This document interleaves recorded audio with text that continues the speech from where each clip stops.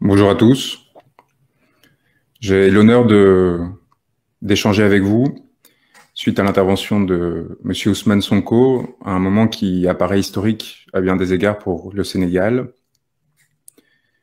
Monsieur Sonko, en homme d'État qu'il est et qu'il deviendra lorsqu'il sera élu président de l'État du Sénégal, a lancé un message clair. Ce ne sont pas les magistrats qui décideront à la place du peuple sénégalais. À 9 mois d'une élection particulièrement critique pour le devenir de l'ensemble de la population sénégalaise, de Saint-Louis à la Casamance, M. Sonko refuse de devenir le prisonnier de lutte de pouvoir et d'instrumentalisation de magistrats, de hauts fonctionnaires qui cherchent à faire perpétuer un pouvoir contre toute évidence et contre la volonté du peuple sénégalais.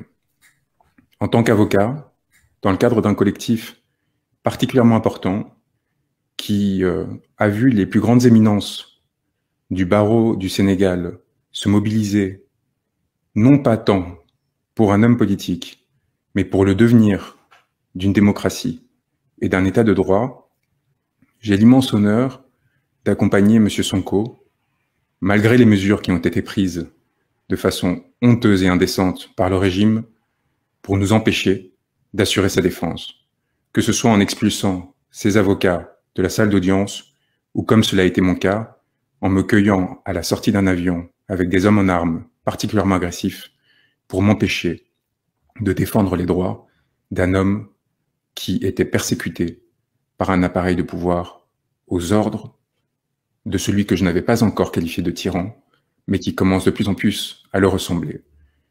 Monsieur Sonko a un peu moins de 10 mois d'échéance critique pour le Sénégal, qui vont déterminer l'attribution de ressources, notamment gazières et pétrolières, fondamentales pour le devenir de sa jeunesse et de son pays, refuse d'être le prisonnier des stratagèmes du pouvoir en place, refuse d'être instrumentalisé, refuse que son destin devienne l'enjeu plutôt que celui du peuple sénégalais. Et nous avons pour mission de l'accompagner, comme il nous l'a rappelé, car à travers lui, c'est les aspirations de tout un peuple qui doivent être soit respectées, soit abattues par des hommes qui, dans l'avidité, dans la découverte de ces nouvelles richesses, n'ont qu'une ambition, les accaparer et non pas les partager pour investir dans le destin de leur pays. C'est là les velléités, que ce soit d'un troisième mandat ou de candidatures de substitution et des tentatives de division qui sont en train d'être mises en place par le pouvoir actuel afin de déstabiliser le front qu'avait réussi à constituer M. Sonko. Le droit n'est qu'un instrument du politique. Voilà ce qu'il vient de nous rappeler collectivement. Et le droit ne peut pas s'interposer dans la volonté politique d'un peuple souverain. Il y a des enjeux qui dépassent largement sa situation personnelle. Il a rappelé l'oppression à laquelle il était confronté. Et nous voyons parfaitement la stratégie de désagrégation, d'atteinte à ses intérêts à travers lui, aux millions de personnes qu'il représente, qui est mise en place. Un objectif très simple que M. Sonko ne va pas se voir opposer. Il nous a chargé, à nous tous déjà, de commencer à l'accompagner pour l'après. Le régime a plusieurs options. La violence, l'oppression, on le voit déjà avec les interdictions qui ont été dictées à Dakar à partir de demain relatives à la circulation aux essences, comme si d'avance la décision le concernant était prise, comme si d'avance M. Sonko était condamné.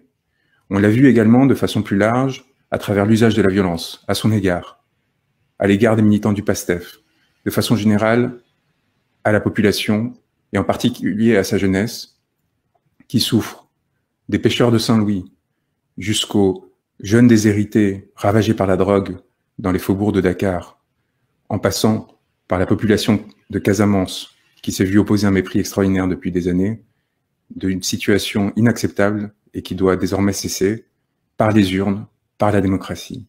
Si jamais une opposition et un empêchement étaient imposés à M. Sonko, eh bien, la politique reprendrait tous ses droits. Voilà le message qu'il s'agissait de transmettre. À nous, avocats, d'accompagner M. Sonko et tous ceux qui sont derrière lui afin d'éviter cette situation. Au pouvoir, de se montrer responsable, de comprendre que son heure peut être tournée et qu'il s'agit de remettre son mandat entre les mains du peuple pour que celui puisse décider librement.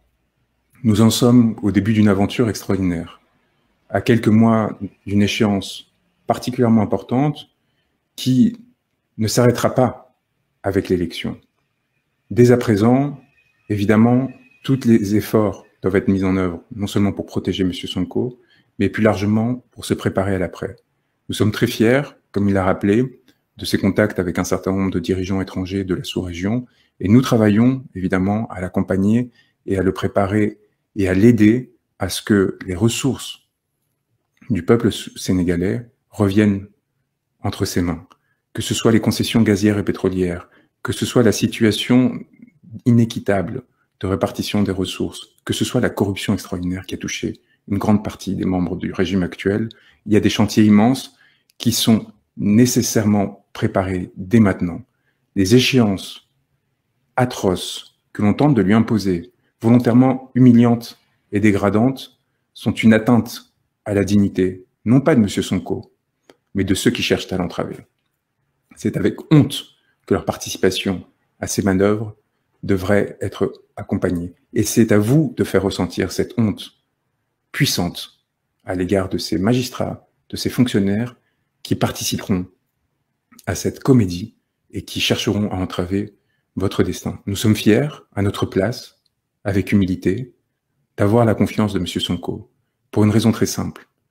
En Europe, en France, j'ai eu le privilège de défendre des peuples opprimés, qui n'ont jamais bénéficié des arrangements de la France-Afrique et de la corruption que nous avons combattus et que nous ne cessons de combattre et de dénoncer. Le peuple sénégalais inspire les autres peuples, et en particulier le peuple français. Le peuple sénégalais sert d'exemple et de modèle.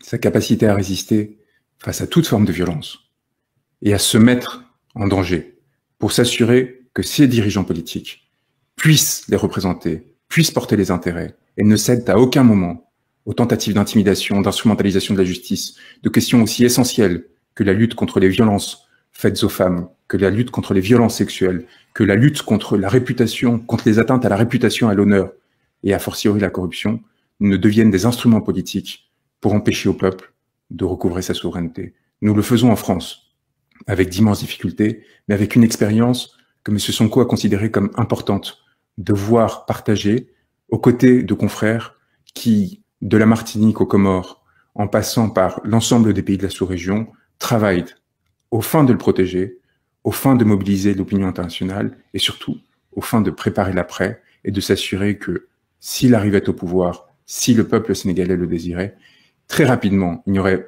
pas d'isolement, mais au contraire un soutien très important de la part des partenaires internationaux.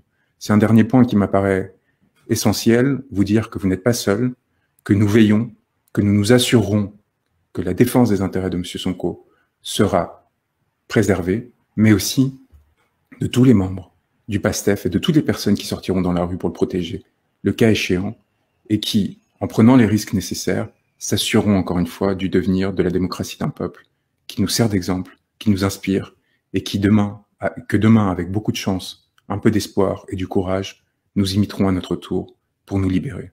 Je vous transmets toutes nos pensées, tous nos encouragements, et surtout, le plus grand respect par rapport à votre force. Vous méritez toute notre estime.